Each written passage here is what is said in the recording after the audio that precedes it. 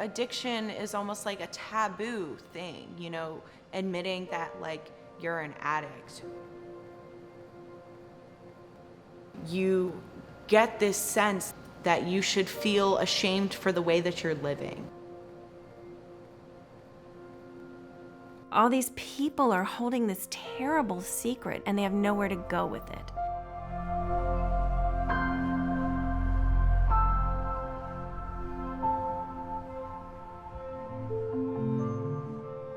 James was 6'5". He was 20 when he died. He was always the gentle giant.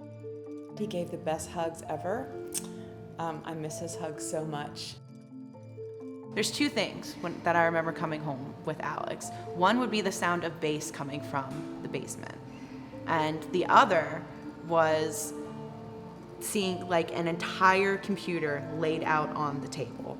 Like, you know, he really was like a mad scientist in the way that he was able to put things together and take them apart and put them together again. Randy was almost always the funniest person in the room. He was an amazing athlete. What mattered most to him in this life was his family. His 3 sisters, his son Wyatt, and his parents. We had a very musical family. Bijan played guitar and piano, and I sang and danced. He was interesting and smart, and like him and my mom would have these like intelligent conversations, and he would read cool things and like be able to keep up with current events that I was like, you know, was going over my head. We used to have this little nighttime ritual where he was supposed to be getting ready for bed, but he wanted to play catch. There's something about playing catch with him that was just made him just light up. After a while, Lisa would be yelling up the stairs, "Okay, you know, that's enough. He needs to go to bed now." Alex would just kind of look at me and go, "Nah."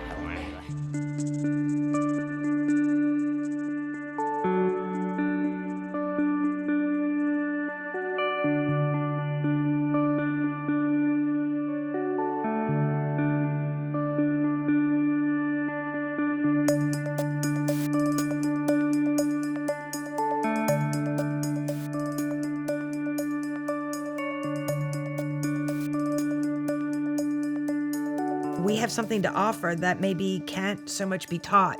It really has to be lived. And it really, literally, is about the application of love while you are in a space that feels like a trench.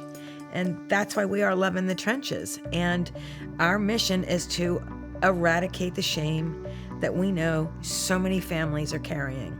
The line between life and death is just so fragile of a line.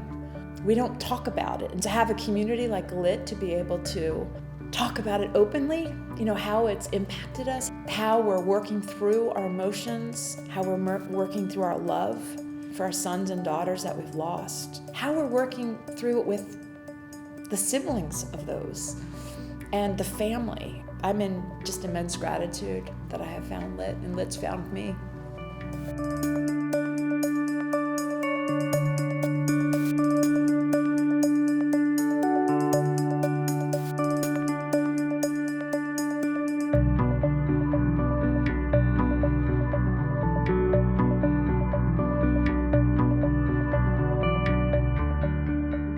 What happens with parents is that when they flounder, the addicted child flounders even more.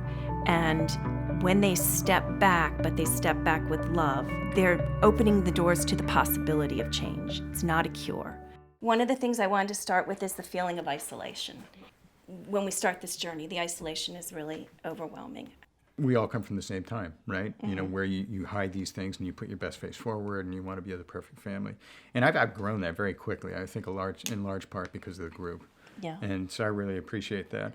For 50 years, I went through all about, you know, putting on the right face and, you know, wearing the right clothes and having the right story, you know, pretty wife and, you know, good-looking kids or whatever. And now I just don't care.